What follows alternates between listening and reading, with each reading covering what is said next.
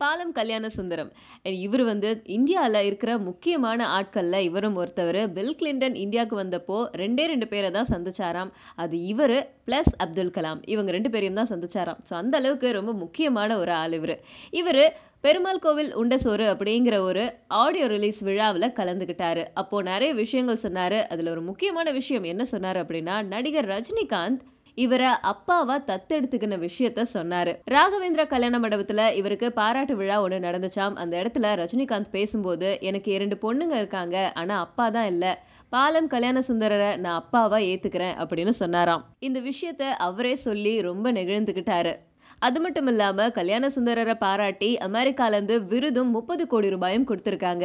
ஆனா அந்த 30 கோடி ரூபாயும் இவரு நன்கொடையா குடுத்திருக்காரு. காரணம் என்ன அப்படின்னு கேட்டா, தனக்கு குழந்தைகள் இல்ல அப்படிங்கிறத சொல்லியிருக்காரு. ஸோ இப்படிப்பட்ட ஒருத்தவர நடிகர் சூப்பர் ஸ்டார் தன்னோட அப்பாவா ஏத்துக்கிறேன் அப்படின்னு சொன்னது ரொம்ப பெரிய விஷயமா இருக்கு. அவரும் அத சந்தோஷத்தோட சொல்லியிருந்தாரு.